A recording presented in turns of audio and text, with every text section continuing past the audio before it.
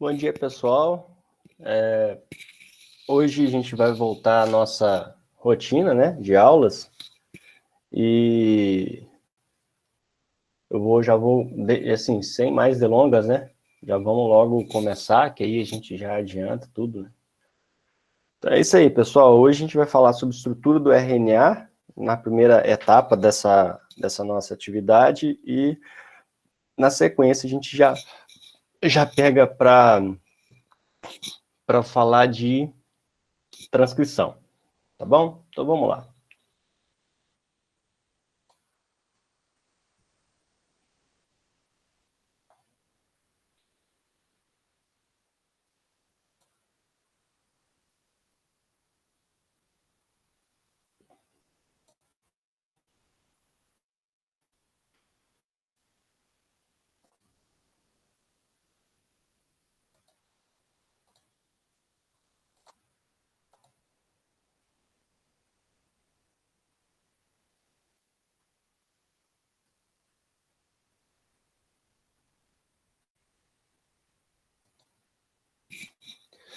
Pessoal, vocês estão vendo aí a estrutura do RNA? Sim. Ou uma forma? Ah, então beleza. Então vamos lá, bora. Bom, pessoal, ao final dessa aula aqui, qual que é o meu objetivo, né? Meu objetivo é que você compreenda que existem diferentes tipos de RNAs e que esses diferentes tipos de RNAs cumprem distintas funções, que o RNA sofre tipos diferentes de processamento e nesse processamento por si só, já envolve moléculas de RNA, então aí a gente já começa a ver que o RNA tem outras funções, que não só participar do dogma central aí da biologia, né? Enfim, mas isso aqui a gente começa agora e termina na aula de transcrição, né? Bom, que os principais tipos de RNA estão envolvidos na síntese proteica, e são os RNAs que a gente mais comenta, né? Mais fala. As moléculas de RNA podem fazer interações intra- e intermoleculares. Em eucariotos, nós temos aí os três, né? Mensageiro, transportador e ribossômico, como os RNAs que recebem modificações pós-transcricionais. Que os RNAs ribossômicos são transcritos como uma unidade e depois eles são processados, né? Exceto pelo outro tipo de RNA ribossômico, que é o 5S, que é transcrito à parte, nós vamos falar sobre isso também daqui a pouco. Que diferentes tipos de RNAs demandam diferentes RNAs polimerases para sua síntese. Que não existe uma completa conservação evolutiva para os RNAs ribossômicos, mas existem sim regiões que são comuns. Que a molécula de tRNA apresenta 4 domínios distintos e bem definidos. Bom, essa parte aqui a gente vai ver muito mais forte quando a gente estiver falando de transcrição, tá? Mas é que as modificações do RNA mensageiro, pessoal, são muito interessantes de serem observadas, porque elas acontecem ainda em sincronia com o processo da transcrição. Então é muito interessante isso, né? E essas modificações são a adição do capacete 5' adição da cauda poli-A e remoção do introns, não nessa ordem, né? Começa com a adição do capacete 5', depois com a remoção de introns e depois com a adição da cauda poli-A, né, na extremidade 3'. E entre as modificações do RNA transportador, nós temos aí as bases que são modificadas, introns que são removidos, adição de CCA. Então, bom, gente, isso aqui são algumas frases que são iniciais, né? E que eu tenho intenção aí de conversar com vocês sobre elas. Mas não nessa aula, nessa primeira parte aqui, tá? No conjunto todo, que deve ocupar aí pelo menos umas 2 partes, né? Mas eu acredito que em 3 nós vamos liquidar isso aqui. Em 3, como vou dizer, não vou chamar isso de aula, né? Em 3 oportunidades. Então vamos lá. Começando pela estrutura, né? Aliás, começando pela estrutura não, começando pelo que é básico em estrutura de RNA.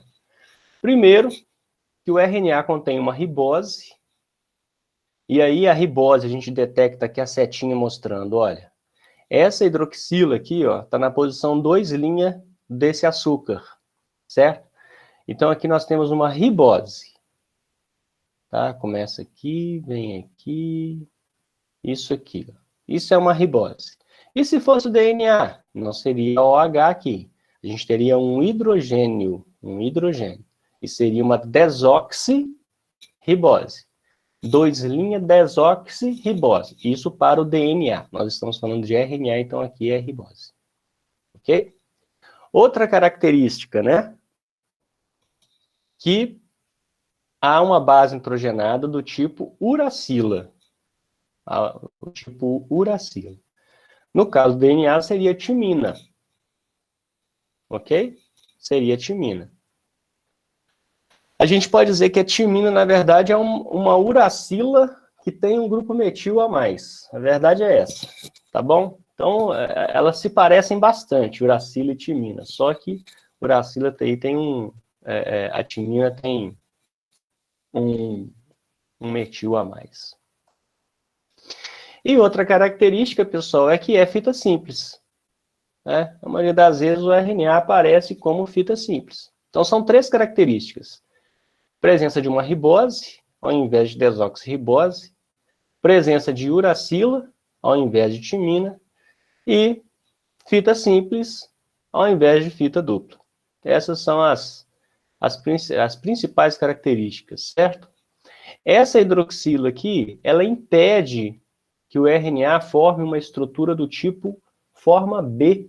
Apesar do RNA poder formar duplas fitas, a estrutura não chega na estrutura B. A estrutura B, pessoal, ela tem o sulco maior e o sulco menor dispostos de tal forma que facilitam muito a interação entre proteínas com a molécula.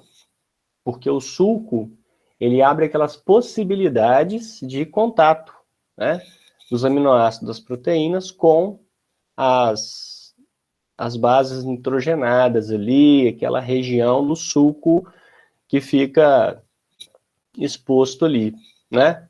No caso da forma A, o que acontece? A gente já conversou sobre isso, né? O sulco que é maior, ele acaba estreitando. E no que ele estreita, ele afunda. Entende? A gente imagina um V, né? A gente imagina um V assim. Se esse V, ele se estreitar, ele afunda, né? Ele fica mais fundo. E aí as proteínas não conseguem fazer os contatos químicos corretos, certo? Então a gente pode dizer que a forma B é uma forma favorável para a interação de proteínas com a molécula. Só que o RNA não adota essa forma B, né? Adota uma forma mais parecida com a forma A, quando forma essas regiões. E a forma A torna o sulco menor, que é pobre em conteúdo informacional, como a gente conversou lá atrás, né? Mais acessível para contatos. Então, os contatos com o RNA acabam sendo menos específicos do que os contatos com o DNA. E aí eu estou falando de proteínas, tá bom? Então, a molécula de RNA, ela é assim, né? Tem ribose, tem uracila, é fita simples e não adota a forma B. E quando o RNA está surgindo do DNA, o próprio DNA é induzido também, aquela pequena região ali, a também adotar a forma A e imitar o RNA, certo? Bom, então essas são as consequências, né? O RNA tendo preferência aí pela forma A, quimicamente falando, ele acaba fazendo interações, pode fazer interações e vai fazer interações com proteínas, só que são interações que não são tão específicas como acontece no contexto do DNA. Bom, e o RNA, pessoal, desempenha muitas funções, né? Ele pode ser um intermediário, aqui a gente está falando de RNA mensageiro. Repare que o RNA mensageiro faz esse papel de intermediário. Então, ele está entre o DNA e a proteína. Então, ele é uma molécula, né? Ele é uma molécula intermediária na síntese proteica. É uma molécula também adaptadora. E aí você vê tRNA, o RNA transportador. E por que que é adaptador? Porque, veja bem, aqui nós temos, vamos supor, nessa fita verde aqui, ó, supomos que isso aqui seja o RNA mensageiro, ok? Então, isso aqui é o RNA mensageiro. E aqui eu tenho aminoácidos. Como que os aminoácidos vão ser unidos uns aos outros? Como que os aminoácidos vão ter a informação que é a vez deles para chegar aqui na síntese proteica, né? Bom, existe uma molécula que é adaptadora. Então, o RNA transportador, ele reconhece um aminoácido aqui em cima, específico, e transporta esse aminoácido. E aqui embaixo, no RNA transportador, ele tem uma sequência de nucleotídeos que reconhece o códon nessa fita verde aqui do RNA mensageiro. Então, por isso a gente chama ele de adaptador. Ele se adapta ao RNA mensageiro e adiciona um aminoácido na molécula crescente de proteína. Também pode ser estrutural. O RNA ele faz parte do ribossomo, certo? Então, aqui a gente vê estrutura. A gente vê estrutura. O RNA como estrutura. O RNA ele pode ser regulador. E aqui a gente pode falar dos microRNAs, dos siRNAs. Então, são RNAs, são sequências, fragmentos de molécula que conseguem fazer uma hibridização aí. Conseguem fazer uma hibridização. E, nesse caso, inativar a expressão de algum RNA mensageiro. Então, o RNA ele consegue regular a expressão gênica. E isso é fantástico. Pode também fazer papel de enzima. O RNA pode fazer papel de enzima. Eu vou destacar aqui o caso da RNase D, por exemplo, que é uma molécula de RNA que é capaz de clivar outra molécula de RNA. Então, aqui, quando a gente for falar do processamento do RNA transportador, a gente vai ver que o RNA transportador ele é produzido um pouquinho maior do que deveria. Não que deveria, desculpa. Do que é funcional, certo? Porque se está ali daquele jeito é porque deveria, né?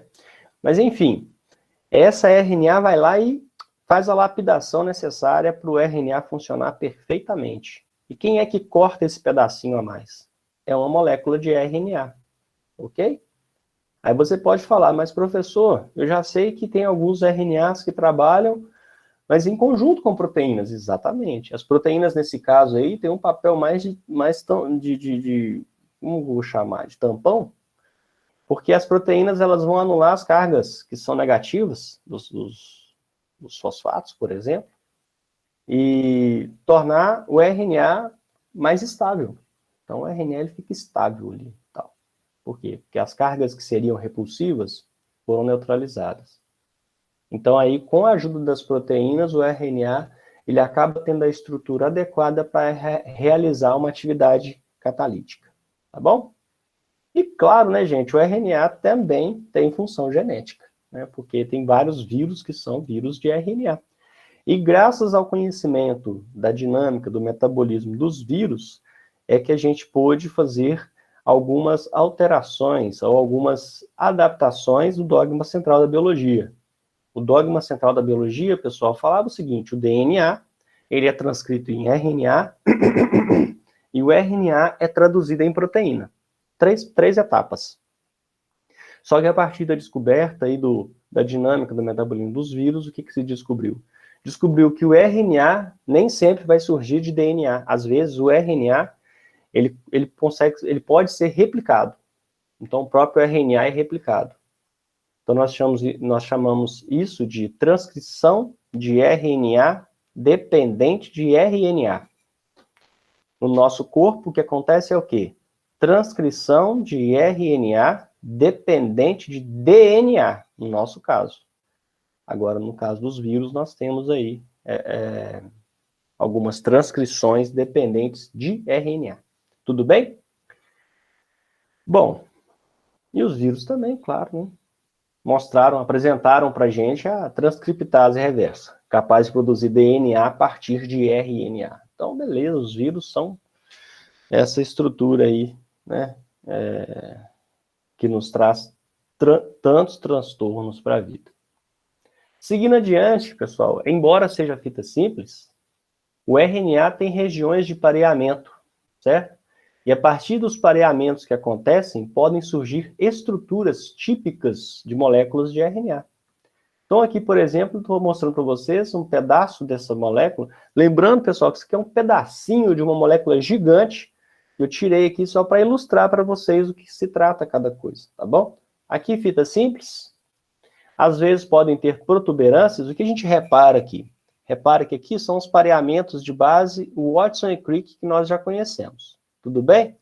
Mas repare que esse A aqui ficou sem par. Como ele ficou sem par, ele não fica retinho, porque aqui está tendo uma força, aqui está tendo uma força, então ele acaba sendo expulso um pouquinho para fora. Isso é a protuberância, tá bom? Podem acontecer também alças internas, a gente repara que aqui, ó, A não pareia com A, certo? E U não pareia normalmente com G, normalmente. Mas, e aí isso aqui acaba resultando numa alça interna na molécula. Então, isso aqui é uma característica da molécula, tá? Tem também a formação de grampos. Olha essa estruturinha aqui, como ela parece um grampo. Lembra bem um grampo, né? De cabelo. Então, tem essas estruturas no RNA. E acontece também, às vezes, junções, né? Que são essas regiões em que há um entroncamento para 3 partes. Aqui, ó. Tá vendo? Então, são regiões. Você fala, qual que é a importância disso? Mais tarde, quando vocês observarem, eu mostrar uma fotinha aqui para vocês, da estrutura do RNA ribossômico, vocês vão ver que a estrutura final depende da existência dessas particularidades que a molécula acaba realizando. Tudo bem? Seguindo adiante, vamos lá. A estabilidade das moléculas de RNA é aumentada por interações adicionais, e aqui eu estou mostrando para vocês o seguinte, olha, pareamentos. Nós temos pareamentos Watson e Crick? Temos, né? Mas temos outros pareamentos que não são Watson e Crick? Temos também, ó. Por isso que eu falei para vocês, normalmente, guanina não pareia com uracila, guanina pareia com citosina, mas na molécula de RNA, isso aqui é possível dada aquela complexidade de ajuste no espaço. Então, acaba favorecendo porque para realizar ponte de hidrogênio, pessoal, tem que ter um doador e um receptor, e numa distância próxima. Dada a complexidade da molécula do RNA, isso acaba sendo possível. Certo? E aqui o que a gente observa são outras ligações fracas, como essa aqui, ó, que é a de empilhamento, que tem muito a ver com a Van der Waals. A gente observa que esse empilhamento de bases aqui, ó, aumenta a estabilidade da molécula. Ok? Bom, e também tem essa situação aqui, ó. A gente repara que houve a formação de um grampo, né? Que é essa estrutura aqui. Isso aqui é um grampo, né? Aqui são pareamentos Watson e Crick. E aqui são regiões que não se pareiam entre si, né? Mas reparem que quando a molécula continua, podem surgir aqui bases nitrogenadas soltas, livres, capazes de fazer ligação com essas bases nitrogenadas aqui, ó. Olha como que a molécula começa a se contorcer e se transformar em algo estrutural. Então, isso aqui acontece no corpo da molécula de RNA inteira. Pessoal, o DNA não forma isso. Por isso que isso aqui é impressionante. O DNA também é um ácido nucleico, só que o DNA, a gente sabe, é dupla hélice, acabou. E o RNA? Nossa, o RNA é uma complicação danada.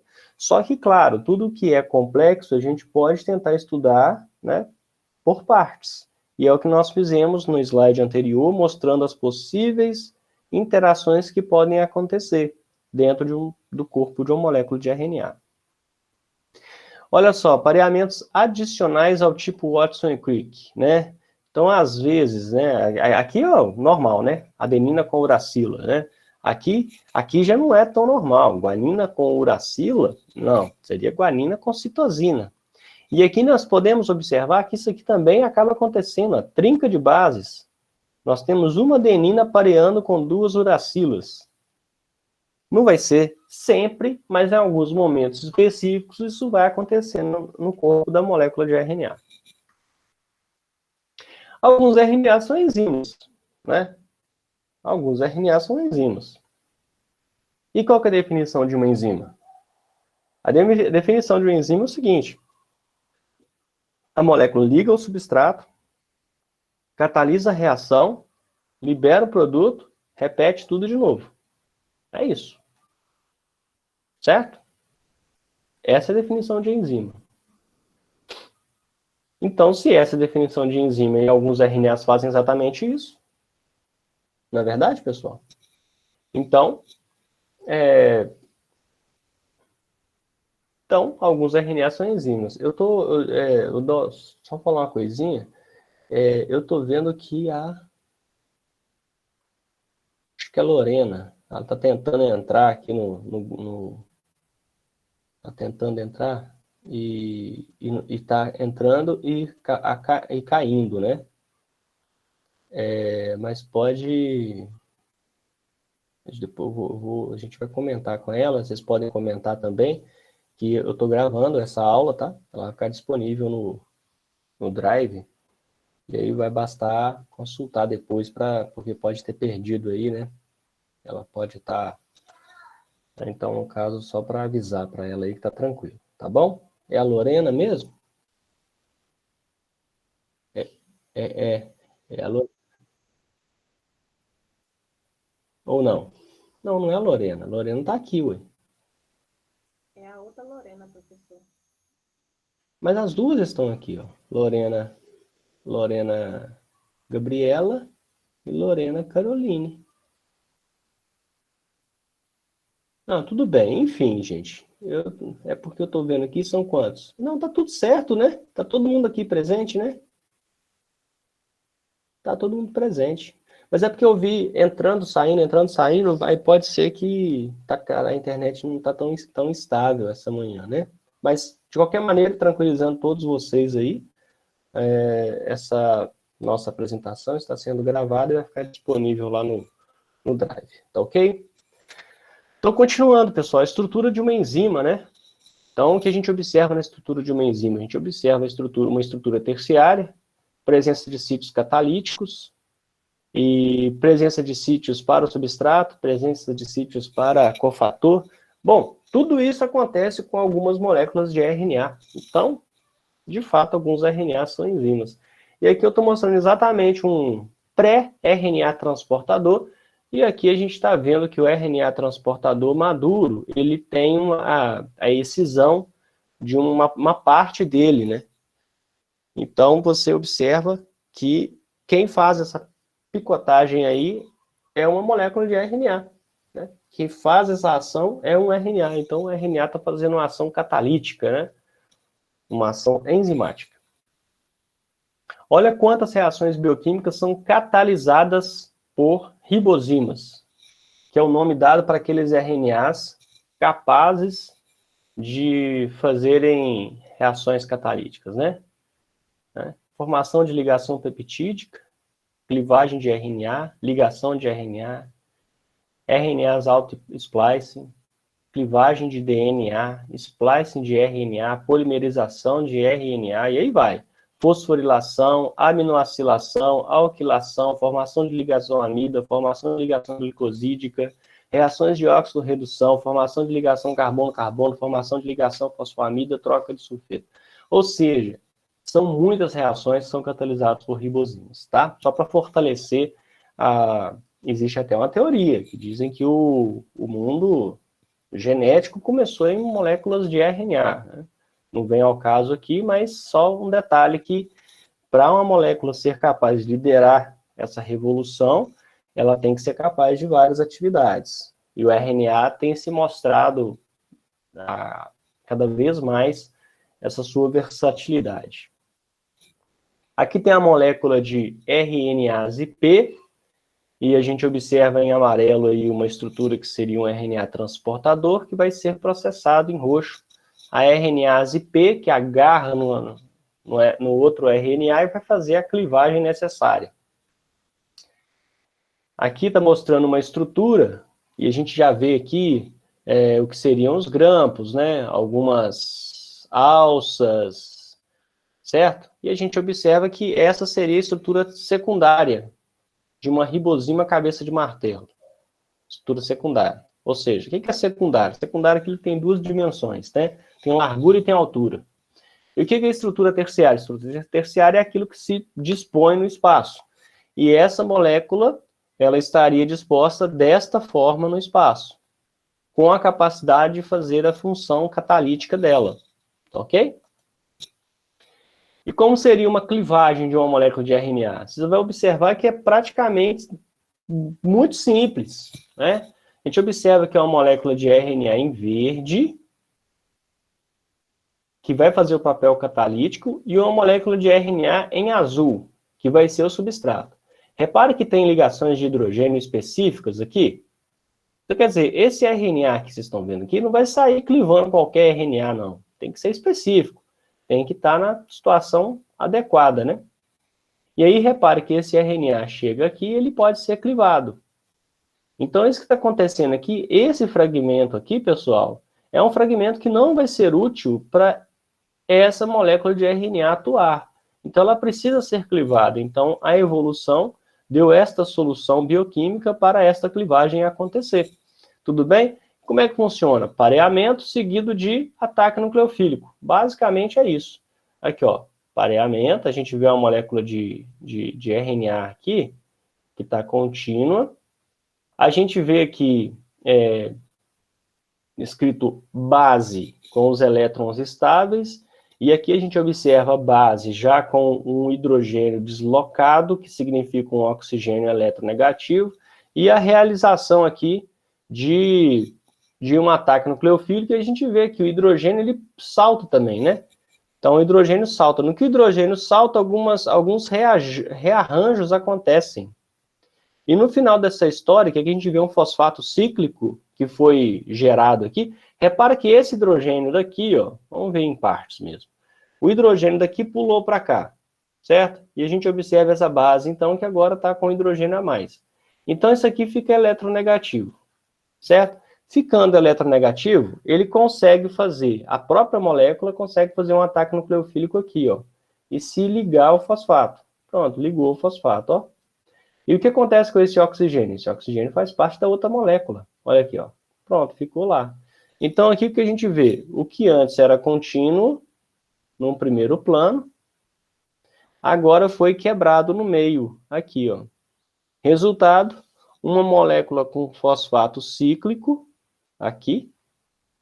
E aqui nós temos uma hidroxila livre do outro lado. Tá?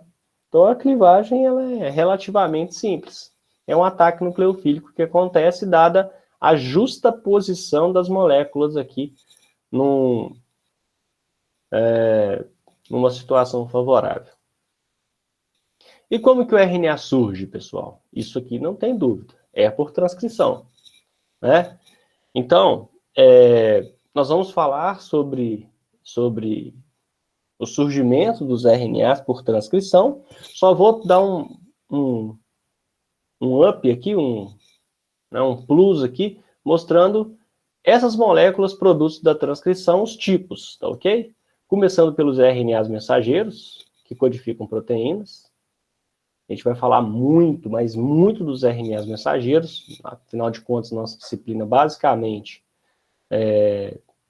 ela se interessa em informar para vocês o que sai do DNA de código, né? Então, os RNAs mensageiros são essa estrutura. Os RNAs ribossômicos, que formam a estrutura do ribossomo e vai catalisar a síntese proteica. E os RNAs transportadores, que são elementos essenciais para a síntese proteica, funcionando como adaptadores entre RNA mensageiro e os aminoácidos.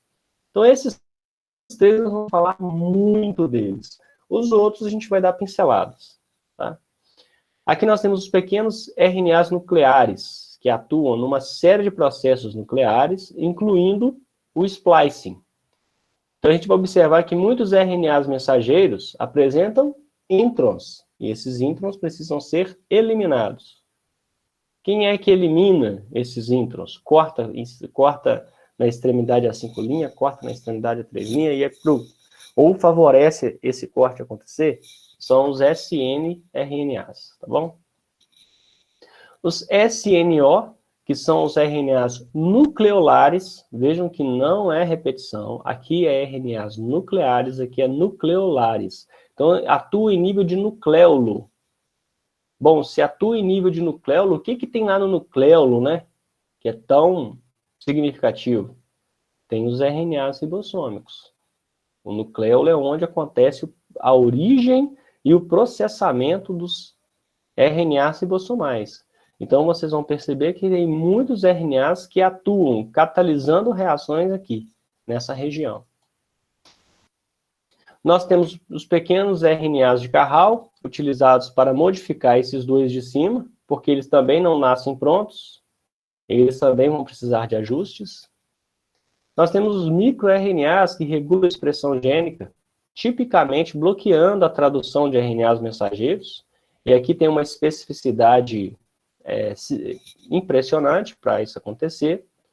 Os siRNAs, são os RNAs de silenciamento, eles interferem, pessoal, eles desligam a expressão gênica, né? Então, eles atuam basicamente aí na degradação direta de RNAs mensageiros específicos e pelo estabelecimento de estruturas de cromatina compacta. É isso mesmo. Além deles destruírem, ajudarem a degradarem alguns RNAs mensageiros, atrapalharem a estabilidade de alguns RNAs mensageiros, eles também podem atuar em nível de cromossomo. E nós temos outros RNAs que também não são codificantes, né, que atuam em diversos processos celulares, incluindo a síntese de telômeros, por exemplo, a telomerase. A telomerase depende de uma sequência de RNA. A inativação do cromossomo X, de um dos cromossomos X sexuais da mulher. O transporte de proteínas para o retículo endoplasmático, quando a proteína começa a ser sintetizada, nós vamos ter uma molécula de RNA ajudando, enfim. Bom, comparando o procarioto com o eucarioto, pessoal, é isso aqui, ó. Você tem o DNA, você tem a transcrição, você tem a tradução. Pronto, é o dogma central da biologia aqui. Pronto, pá. Nos eucariotos também acontece o dogma central da biologia, mas o que a gente repara aqui que é diferente, pessoal, é que o RNA aqui que surge, o primeiro que surge, ele é complexo. Ele vai ter a presença aqui dos introns. E aí, durante a transcrição, nós vamos ter a adição de capacete 5', nós vamos ter o splice do RNA, que é a remoção dos introns, que aqui, nesse caso, estão em amarelo. E nós vamos ter a adição também de uma cauda rica em adeninas, chamada cauda poli-A. Então, depois que o RNA passa por todo esse processamento, aí sim, ele tem todo esse acabamento, aí ele vai para o citoplasma, onde vai ser traduzido em proteína. Então, repare que entre o RNA mensageiro do eucarioto e o RNA mensageiro do procarioto, tem diferenças significativas que a gente acaba utilizando na biologia molecular. O RNA mensageiro procarioto, reparem, não tem capacete, não tem intron, na esmagadora maioria dos casos, muito raramente vai ter alguma sequência interveniente aqui, e não tem também cauda poli-A, que ajuda na estabilidade do RNA mensageiro, ajuda também na tradução, isso aqui no eucarioto tem. Bom, independente do RNA, ele é sintetizado pela RNA polimerase, que é uma enzima que tem uma função bem específica, que é, de acordo com a posição em que encaixa no DNA, seguir em uma das direções, claro, na direção de síntese 5' para 3', correto? E abrindo aqui, ó, a fita de DNA, a dupla fita, ignorando uma delas e sintetizando, a partir da outra, o RNA mensageiro. Aí você fala, mas como que a RNA polimerase decide qual das duas fitas é utilizada? Assim que ela se associa na sequência promotora, ela já se posiciona sobre a fita 3', 5'. Porque repare que o movimento é no sentido antiparalelo, com certeza. Então, ela já se posiciona dessa forma. Então, vê que a RNA polimerase, tudo bem que a gente está mostrando um esquema colorido, né? Mas isso é para a gente ser didático. Ela tem uma região anterior e uma região posterior. Então, o fato dessa fita, da RNA polimerase entrar virada aqui, nesse caso, para a direita, mostra que ela vai sintetizar para a direita. Ela vai seguir nessa direção. Mas a fita de cima também poderia ter um gene. Então, se a fita de cima tem aqui um código para um gene, então vai ter um promotor aqui que vai favorecer as interações, né, específicas, e aí a RNA polimerase vai entrar virada para o outro lado, e vai sintetizar para o outro lado. Então, gente, mais tarde vocês vão observar. Pois não, Thiago? Professor, bom dia. Tem alguma região assim, que é tipo iniciadora e terminal nesse momento aqui para a produção desse RNA ou não? Exatamente a região promotora, né? O promotor é a região iniciadora, né? É a região que inicia. Então, quando você pega uma RNA polimerase, isso vai ficar muito claro na nossa próxima reunião, né? A região promotora ela tem uma sequência específica. Tataate, tetegaca. É uma sequência, são duas sequências de nucleotídeos básicas. E isso falando mais de procarioto, tá? Então ela já chega posicionando ali, nessas duas sequências, entendeu? Então tem sim uma região que demanda isso. Entendi, professor. Obrigado. E vai ficar muito mais claro daqui a pouquinho, tá? Então, o que a gente repara aqui, pessoal, que tem aqui, ó, 8 nucleotídeos que são híbridos aqui, né? Tem uma hibridação aqui. E a partir do próximo que entrar aqui, ó, próximo nucleotídeo que entrar aqui, vai desfazer uma ligação aqui atrás. Então, toda ligaçãozinha que é feita aqui, todo novo nucleotídeo que faz aqui, expulsa um pouquinho mais o RNA para fora da molécula. E aí a síntese vai ser contínua. Tá bom? Os procariotos apresentam apenas... Professor? Pois não. Uma coisa que para mim não ficou muito clara. O RNA ele vai ser sintetizado na direção 5', 3'? Isso. Sempre? Sempre. Tá. Então aí ele vai sempre se ligar na fita 3', 5', não é? Depende do gene. Tem gene que você tem que considerar a dupla fita como dupla fita. Então, às vezes, a informação que vai ser transcrita está na fita de cima. Às vezes, a informação que está transcrita está na fita de baixo. Então você tem uma fita de cima que é 5', 3', de baixo que é 3', 5'. Entendeu? Então, às vezes, vai acontecer da síntese seguir para uma direção, da síntese seguir para outra direção.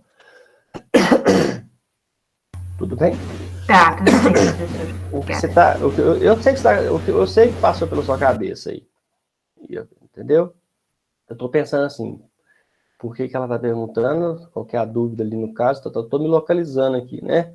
O Tico e Teco estão conversando aqui em cima. E aí eu sei que você está pensando, porque você está considerando a RNA polimerase virada só para um lado. Você está imaginando aqui, ó. Vou passar meu mouse aqui na imagem. Você está imaginando a RNA polimerase indo só nessa direção. E indo só nessa direção, só existe uma possibilidade. Ela só pode transcrever essa fita de baixo. Ela jamais vai transcrever a fita de cima indo para essa direção, considerando esse DNA em azul. Agora, se você der a liberdade para essa RNA polimerase trabalhar nessa direção, aí ela vai fazer o que ela está fazendo aqui, ela vai fazer na fita de cima. Aí ela vai estar indo nessa direção. Aqui aí o que bate assim a dúvida, né? É porque aí na outra fita ela vai estar na direção 5', 3', a fita, e a transcrição ao RNA tem que vir na direção 5', 3'. Do outro lado. Entendeu? Eu entendi perfeitamente qual que é a sua dúvida. Talvez eu não vou ter tanta habilidade aqui para desenhar isso, mas seria basicamente isso aqui. Ó. Deixa eu pegar aqui. Será que não vai? Ah, não vai. Não vou conseguir mostrar para você aqui. Mas tudo bem, eu te garanto que eu vou explicar isso vai ficar muito claro para você ali na frente, tá bom? Te garanto que vai ter uma figurinha que vai me ajudar nisso. É porque eu não vou conseguir riscar aqui, ó. Senão não, tá bom, mas pra frente você esclarece melhor, então, professor. Pode dar continuidade. Obrigada. Nada. Então vamos lá. Se o procarioto apresenta uma RNA polimerase para fazer tudo, os eucariotos apresentam 3 RNAs polimerases diferentes. E aí você pode perguntar, por que 3 RNA polimerases? Ô, gente, na verdade poderia ser 5, 10, 15, 20. Às vezes a gente nem conhece todos que existem, entendeu? Mas as 3 que a gente reconheceu e conheceu até o momento, elas reconhecem promotores diferentes. Né? E região promotora é aquela região onde a RNA polimerase reconhece que ali tem algo bom. Né? Então, a RNA polimerase ela vai se sentar, ela vai se aconchegar onde? Onde tenha um promotor, certo? No caso dos eucariotos, existem tipos diferentes de promotores um pouco mais vastos do que para os procariotos. E aí, nós temos mais RNA polimerases. Talvez no próximo slide que eu vou esclarecer isso melhor. Mostrar para vocês aqui a origem do RNA ribossômico em bactérias. Ele surge como uma molécula assim, né? Heterogênea. E aí, nós vamos ter processos de metilação que vão proteger onde não pode ser clivado. Né? Então, aqui vou ter vários grupos metil na molécula. E aí nós vamos ter clivagens, então nós vamos ter moléculas de RNA clivando moléculas de RNA, ajudando pelo menos. E aí nós vamos ter aí uma lapidação certinha, tirando tudo aquilo que não foi importante para as moléculas funcionais. Né?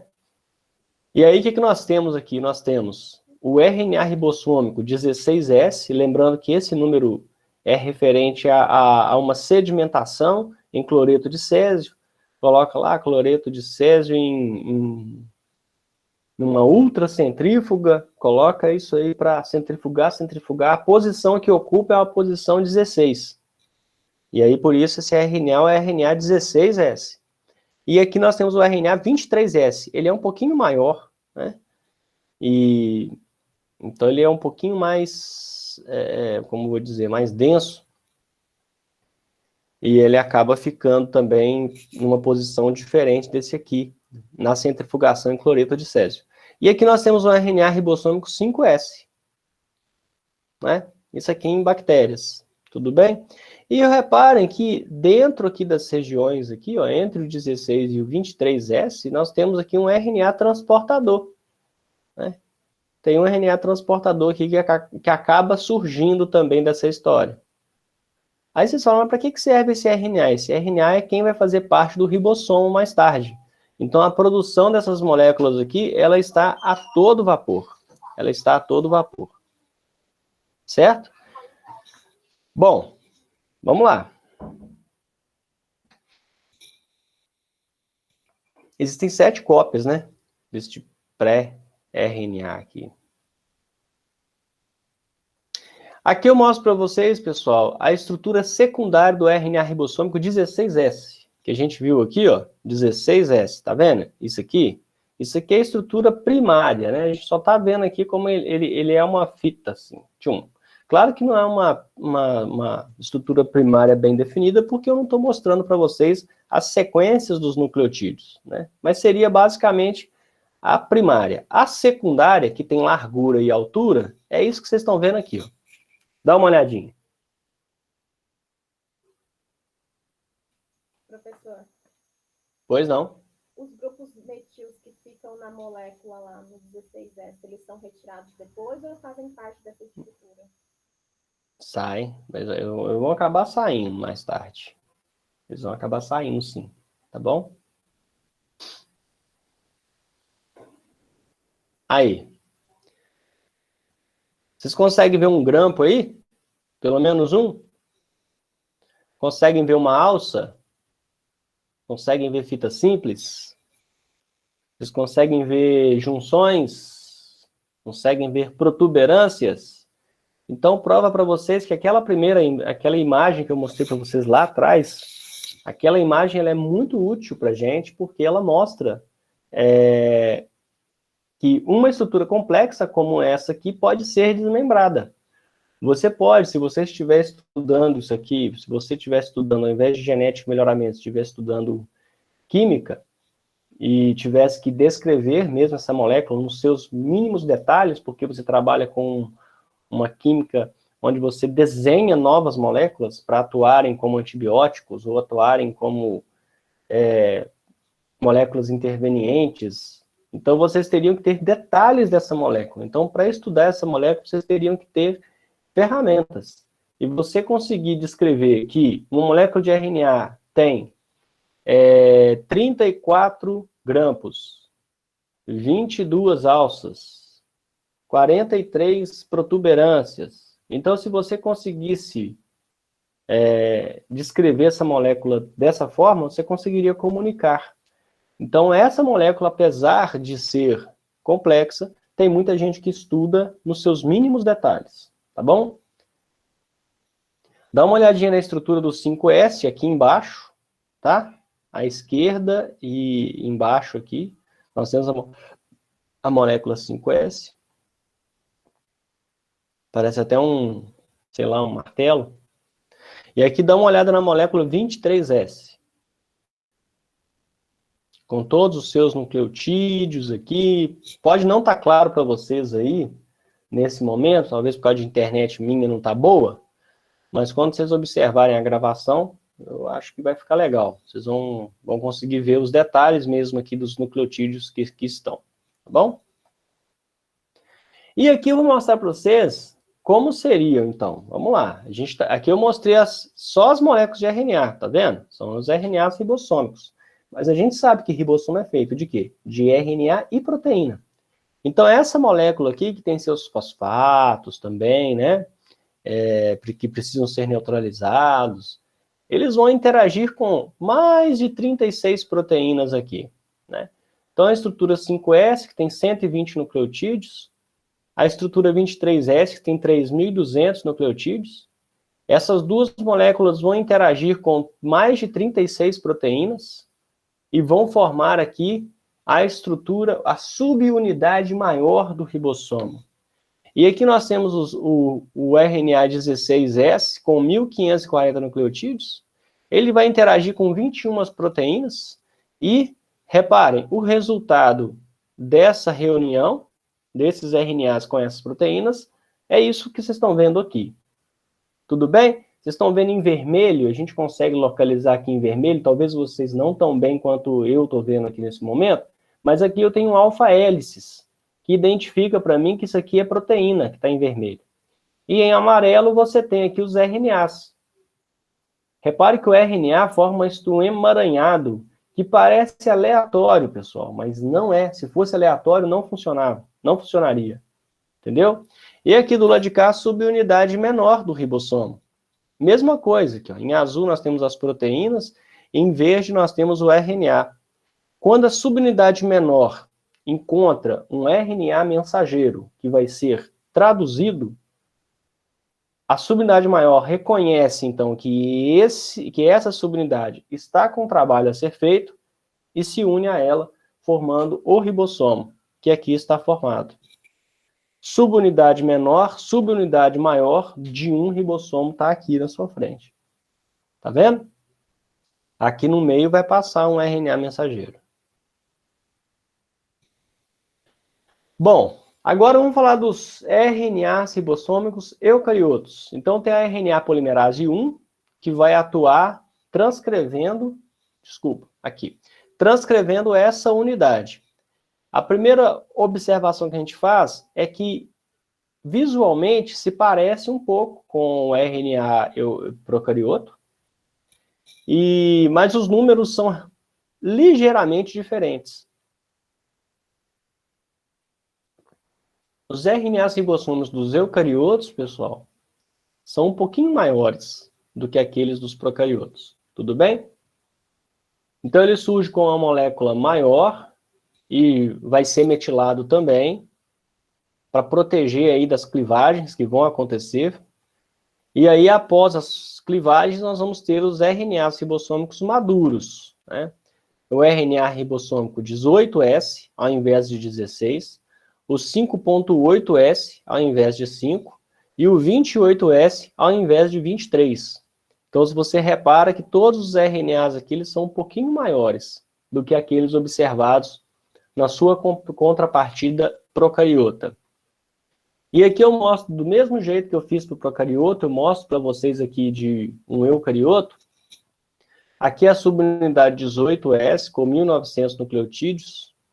Aqui a estrutura 28S, e junto com 5.8S, com 4.700 nucleotídeos para o 28S, e 160 nucleotídeos para o 5.8S. E aqui nós temos o 5S ainda. Ué, então tem 4? Exatamente, pessoal. Tem o 18S, 28S, 5.8S e 5S. Então são 4 RNAs ribossômicos para os eucariotos, ao contrário dos procariotos, que são 3. 3 RNAs ribossomais. E aí nós estamos mostrando para vocês do trigo, tá?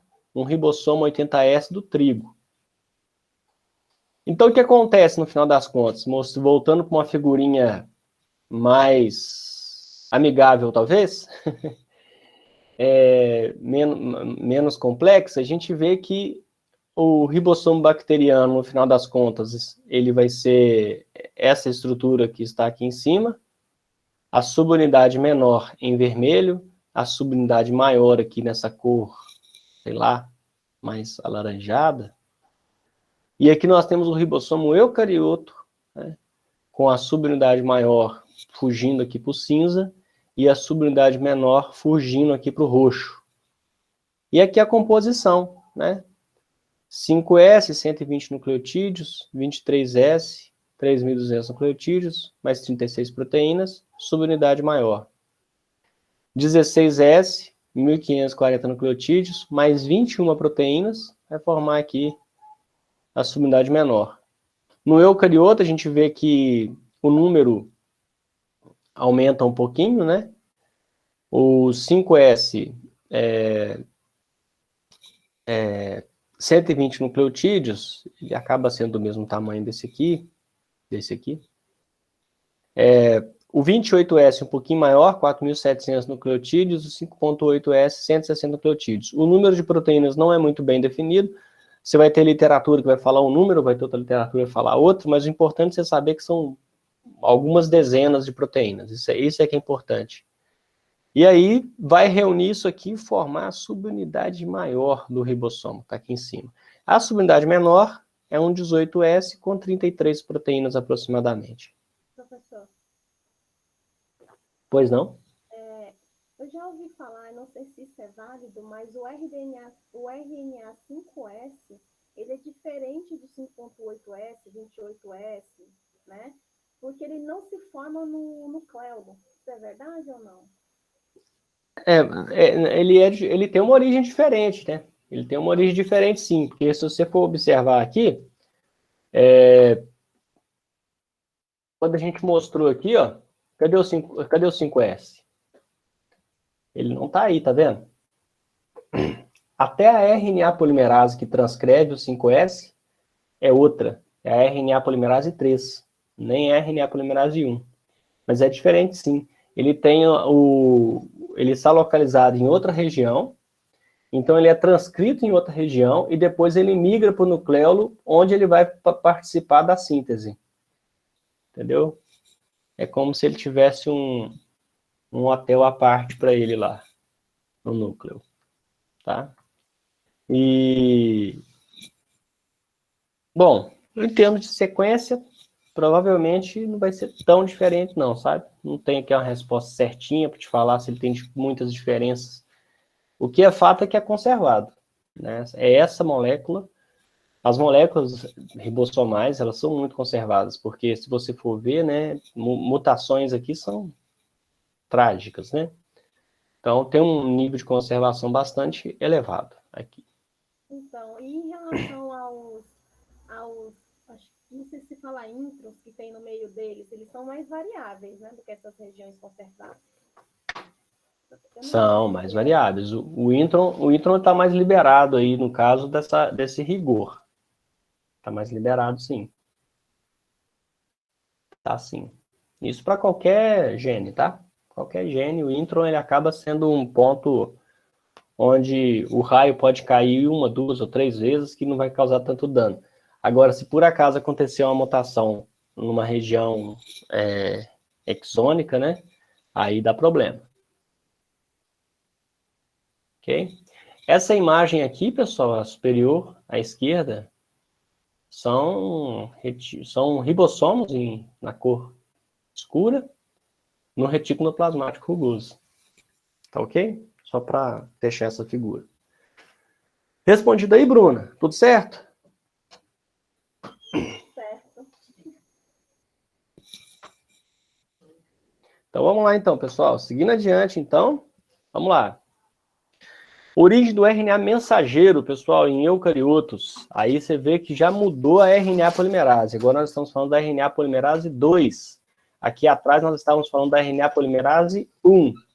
Certo? Então, na RNA polimerase 2, nós vamos ter aí como origem dos RNAs mensageiros, certo? E aqui, esse gene ficou muito famoso porque ele acabou sendo o primeiro que deu todos os indícios de que, de fato, existiam introns nas moléculas de RNA, né, recém-sintetizadas. A gente repara que o RNA maduro, que é esse aqui embaixo, ele é bem diferente em tamanho do RNA inicial, do RNA imaturo, do transcrito primário.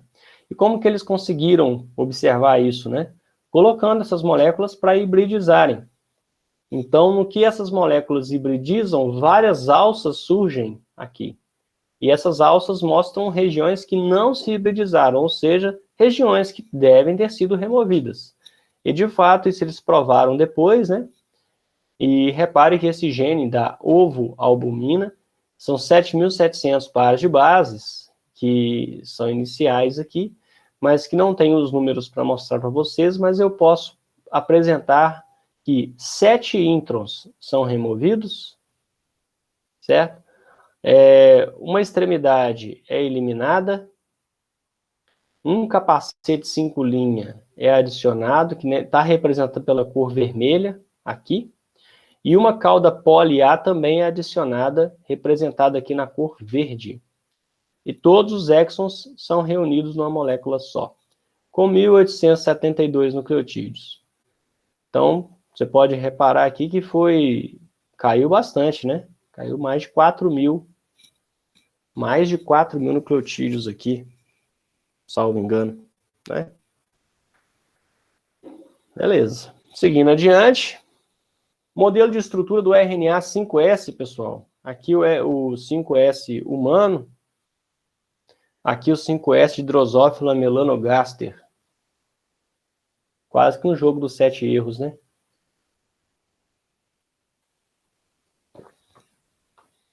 Então, o estado de conservação ele é bem significativo. Mas, estruturalmente, vocês vão ver isso muito na genética, né? Quem for para essa parte, para estudar mais a parte molecular, ele vai se deparar que, às vezes, algumas mudanças não causam transtornos na estrutura. Então, o que a gente tem muito conservado na biologia molecular é a estrutura. A sequência específica mesmo, ela pode sofrer alguma alteração. Desde que não modifique a estrutura, tudo bem, né? Então, isso costuma acontecer na realidade da biologia molecular aí para várias moléculas. As imagens estão horríveis, desculpa, mas aqui é mais para a gente mostrar o seguinte, ó. Aqui nós temos um RNA ribossômico procarioto, aqui de uma arqueobactéria, aqui do cloroplasto aqui da mitocôndria, e aqui atrás a gente viu, né, da célula humana. Célula KB humana. Então você vê que tem uma certa uma semelhança, uma leve semelhança estrutural. Aqui, pessoal, tá horrível também essa imagem, vocês me desculpem, é que a gente procura essas imagens e não consegue encontrar as boas imagens, né? Isso acaba demandando um esforço muito grande, a gente acaba não encontrando, mesmo aplicando esse esforço, a gente acaba não encontrando imagens muito esclarecedoras. Então, essa imagem aqui, que é uma imagem até antiga, mostra a reunião do RNA 5.8S hibridizando aqui com um RNA 28S em eucarioto. Aqui são feitas as interações intermoleculares. Até então a gente tinha falado dessas interações aqui, ó, que são intramoleculares. Agora já estou mostrando para vocês, começando a mostrar aqui que elas interagem entre si. Tá? Aqui, pessoal, a estrutura do ribossomo 80S, do trigo, tá aqui, de um fungo, aqui, né? Aqui nós temos um RNA transportador, aqui, certo? Em amarelo, nós temos o RNA, em vermelho, proteínas, em cinza, RNA, em azul, proteínas, nas duas. Tá bom? Origem do RNA transportador, aí a RNA polimerase 3 é quem transcreve, né? Essa é a estrutura secundária do RNA transportador, tá vendo? Essa aqui já é a estrutura terciária, como se dispõe no espaço, tá aí. O pessoal comenta que a estrutura secundária parece com uma folha de trevo. Eu sempre fiquei com a pulga atrás da orelha, porque eu sempre tinha na mente trevo de 4 folhas. Trevo de 4 folhas, não sei porquê. Mas, na verdade, é a representação trevo de 3, né? Trevo de 3 folhas, com uma haste aqui, onde vai carregar o aminoácido, e aqui a alça T, aqui o anticódon vai estar nessa regiãozinha aqui embaixo, e aqui vai estar a alça D, para fazer uma analogia. Na estrutura secundária, na terciária já muda de forma aqui. Essa estrutura primária vai ter várias interações de Watson e Crick aqui, ó, formando um grampo, outro grampo, e aqui uma haste, né, uma pouquinho de fita simples aqui. Uma molécula relativamente pequena, 75 a 93 nucleotídeos, né? A estrutura secundária tem 4 regiões, que é a região de ligação, aqui nós vamos chamar de braços, né? Braço do aminoácido, braço T da alça T, braço do anticódon, braço da alça D. Então são 4, né? 4 regiões, né?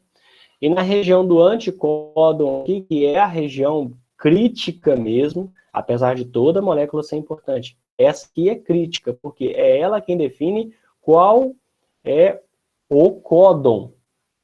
Qual que é o códon reconhecido? Se o anticódon é GAA, o códon vai ter que parear aqui com UC. Então, tem que ter uma complementariedade aqui para que este aminoácido seja entregue na síntese proteica. Mas isso é assunto lá para frente. Frequentemente pode acontecer aqui um bracinho adicional, um quinto braço aqui, né? Acontece uma vez ou outra. E a estrutura secundária e a estrutura terciária, essas estruturas são conservadas ao longo da evolução.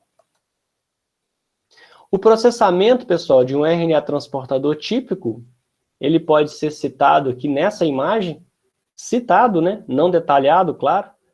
Nós temos uma RNase P que faz uma clivagem aqui a 5' da molécula, cliva aqui, ó, e joga essa parte fora. Então, a gente diz que está aparando as arestas aqui, tá, gente? A RNase D faz um corte a 3', elimina daqui para cima, certo? Nós vamos ter a remoção desse intron aqui. várias bases nitrogenadas aqui serão modificadas, tá?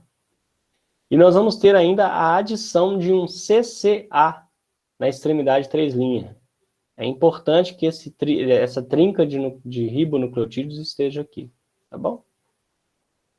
Então, a remoção de intro, como eu disse para vocês, e aqui o RNA maduro. A gente repara que o RNA, o transcrito primário, ele tá imaturo para realizar suas funções relativamente a este daqui.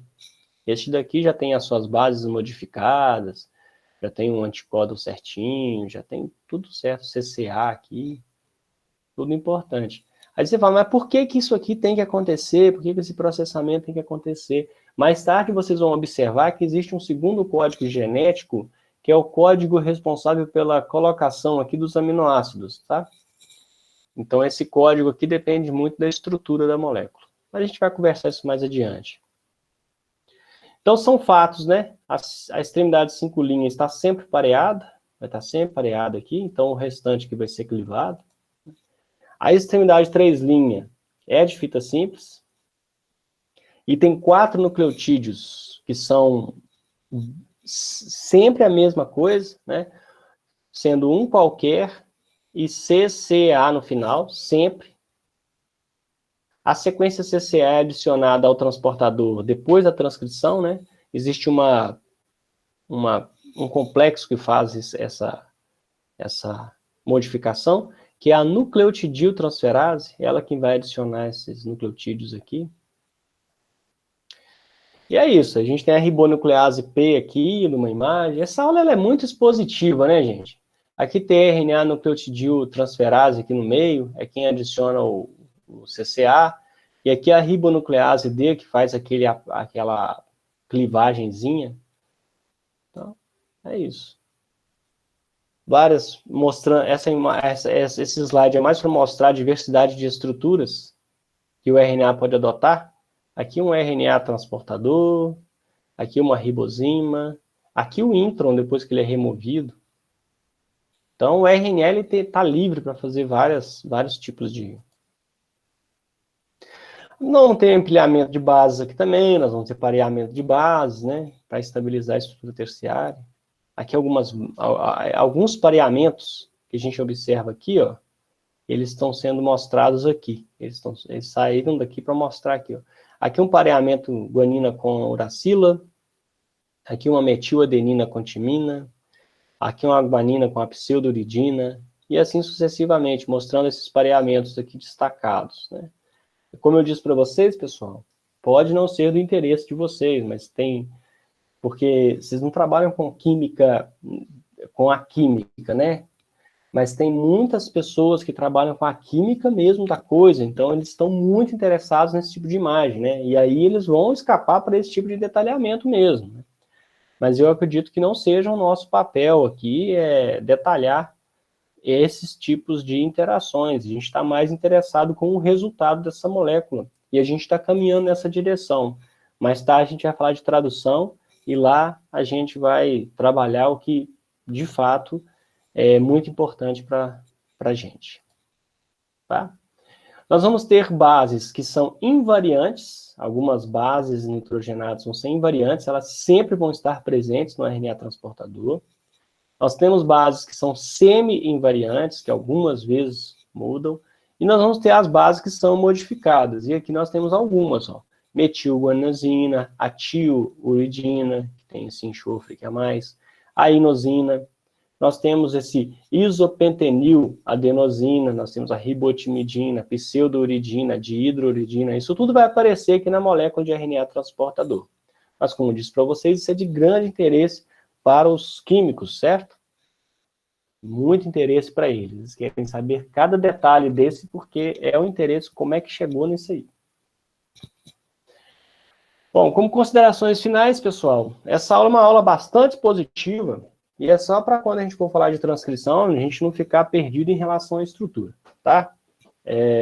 O RNA apresenta diversidade estrutural significativa, quando você considera o DNA, vocês viram isso? É muito mais diversa a amplitude diferenças aí, de moléculas. Em geral, o transcrito primário de RNA é um precursor de uma molécula funcional de RNA. Isso vai acontecer para eucarioto, tá, gente? Para eucarioto, geralmente é uma molécula que saiu a molécula de RNA, pronto. Ela não está pronta. Vocês viram que aconteceu isso para o RNA mensageiro, que sofreu várias intervenções. O RNA transportador sofre várias intervenções.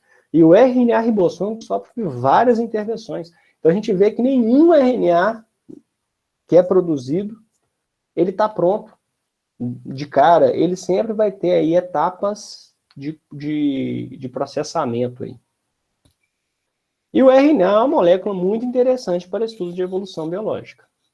Então, basicamente é isso. Alguma dúvida, alguma questão?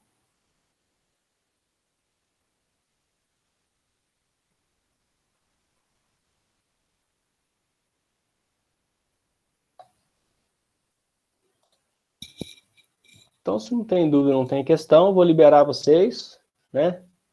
E a gente volta às 10 horas. Às 10 horas a gente faz a segunda parte dessa nossa manhã de quarta-feira, onde esse momento agora, vocês pode tomar um café, pode refletir, pode dar uma olhada no estudo dirigido, que eu vou disponibilizar para vocês. Aí vocês ficam à vontade para dar uma descansada mental aí. Aí, na hora que der 10 horas, a gente volta e dá início à transcrição. Provavelmente, a transcrição a gente não termina hoje. É bem complicado. Mas se a gente terminar a transcrição, é ótimo, porque aí fica só a parte do processamento, vai ficar para a semana que vem. Tudo bem, pessoal?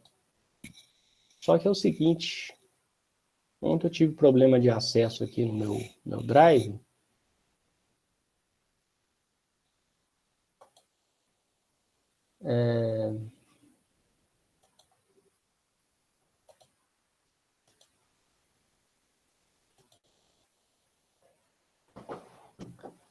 Então, como eu tive problema no meu Drive, que eu não consegui encontrar, mas eu vou tentar aqui de novo.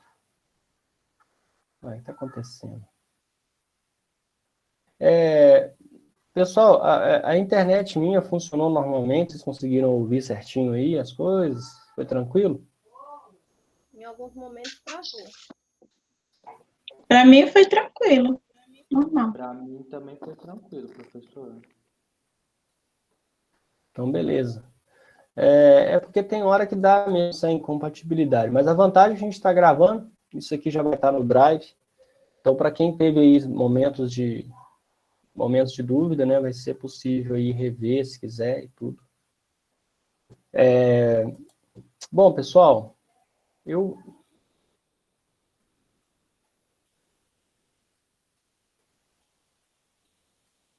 preciso acessar o Drive para liberar para vocês o estudo dirigido, mas eu vou fazer isso aqui tranquilamente, e daqui uns 10 minutinhos, vocês já podem acessar lá Aí alguém faz favor para mim, aquele que primeiro acessar o campus virtual e encontrar o estudo dirigido, faça favor. Eu vou colocar no WhatsApp, vai ser mais fácil.